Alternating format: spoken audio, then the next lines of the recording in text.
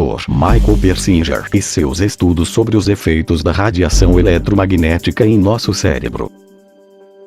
Poderíamos especular que o Haarp, ou os Haarps, poderia causar os mesmos efeitos. Veja em seguida o vídeo sobre o Dr. Persinger e mais adiante outros exemplos de tecnologias de transmissão de voz diretamente para as cabeças das pessoas. Eu sei que parece viagem, mas veja o vídeo inteiro e tire sua própria conclusão. Tenho certeza que irá se surpreender.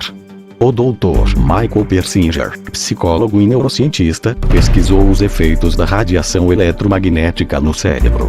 Provou que os intervalos de variação da interferência no cérebro podem potencialmente diferenciar cérebros individualmente. Em outras palavras, indivíduos poderiam ser identificados por características específicas do seu cérebro. Os níveis de força para estas amplitudes de campos magnéticos são similares com aquelas associadas com os sinais gerados por rádio e sistemas de comunicação, os quais a maioria dos seres humanos estão expostos constantemente. No vídeo a seguir, com legendas em português, é mostrado como a alteração comportamental através de ondas já era estudada desde mais de 40 anos atrás até os dias de hoje. As a real-life experiment where I was the subject of a prototype device designed to project images into the mind without electrodes. The prototype machine, developed from Soviet scientific data, could, according to some scientists, have a profound effect as a weapon of war. Electronic mind control research is not new. A scientific milestone in this area came in the 1960s, when Dr. Jose Delgado demonstrated remote control over a charging bull. By connecting a radio antenna to electrodes inserted into the bull's brain, Delgado proved that the animal's aggressive impulses could be thwarted by electronically manipulating the bull's muscle reflexes. Do you realize the fantastic possibilities if from the outside we could modify the inside? Could we give messages to the inside? But the beauty is that now we are not using electrodes. In recent years, Delgado has shown that the behavior of monkeys can be altered using low-power, pulsating magnetic fields. But in these experiments, there were no antenna implants. Any function in the brain, emotions, intellect, personality, well, could be perhaps modified by this non-invasive technology. Dr. Michael Persinger, a psychologist and neuroscientist, did research on the effects of electromagnetic radiation on the brain. Random variations of noise within the matrices could potentially differentiate between individual brains. In other words, individuals could be identified by the specific characteristics of their brain output. Quote, "The power levels for these amplitudes are similar to those associated with the signals generated globally by radio and communication system. Within the last 2 decades, a potential has emerged which was improbable, but which is now marginally feasible.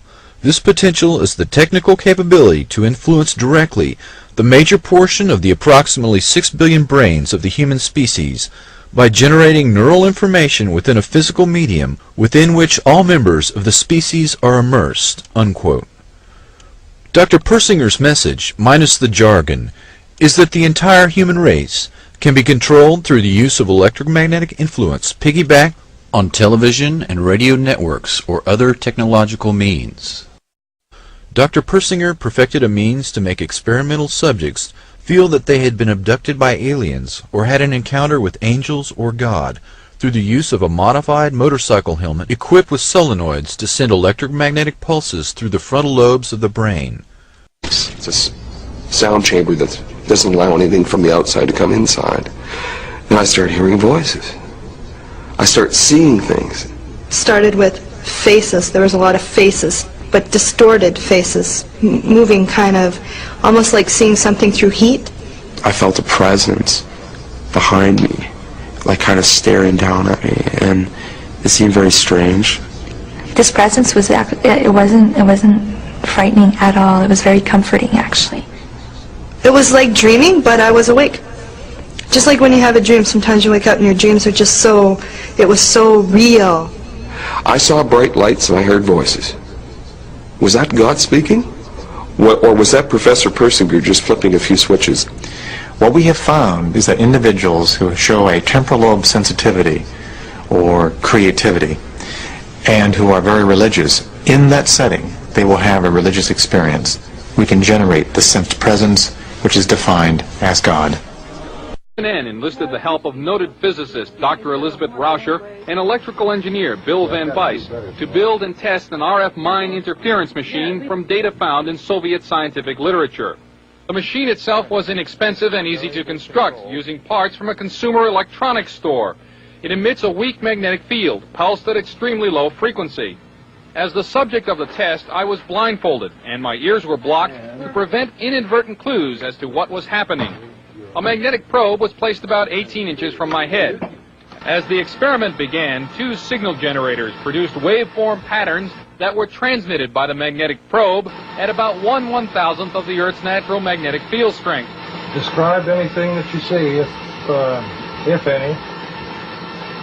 In the control room, Van Bice varied the waveforms being generated. In another room, I could see waveforms changing shape in my mind. Parabola just went by? Parabola just went by. Oh, yeah, I did. I just flipped the switch. Parabola? Uh-huh. All right. Well, let's see. Let's check this out. That's what happened. I flipped the switch. Okay. There's a spike right there. Spike. Tight spike. I dramatically changed the generator. I stepped it by 10 right here.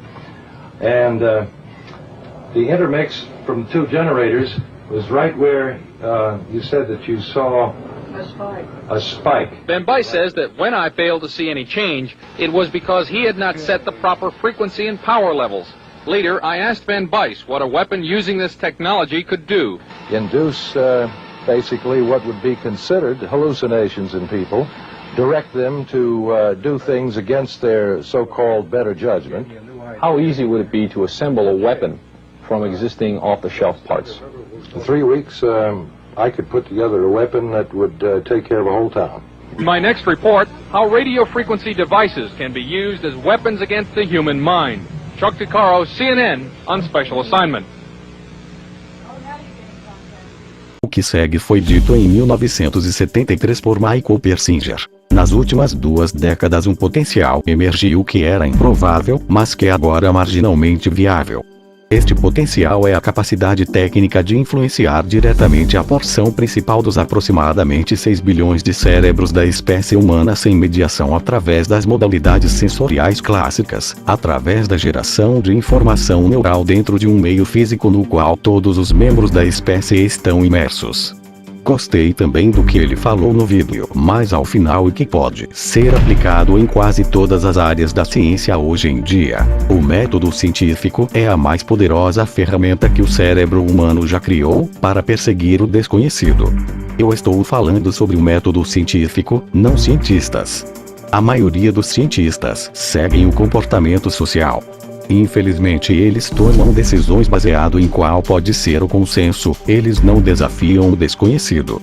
Em um programa de televisão, o Dr. Persinger afirma nota blog: não consegui confirmar a veracidade desta fonte a sua teoria em relação a abduções alienígenas. Ele acredita que a atividade sísmica profunda de Terra cria ondas eletromagnéticas que percorrem a Terra e emergem na superfície. Ele afirma que existe uma tendência a haver mais relatos frequentes de abdução durante os tempos de terremotos, e que as experiências de abdução são meramente uma interpretação pelo cérebro das ondas eletromagnéticas. Interessante para dizer o mínimo. Durante as minhas pesquisas achei este interessante gráfico que é gerado dinamicamente nas instalações do Haarp no Alasca, que mostra as variações das ondas do campo magnético do planeta.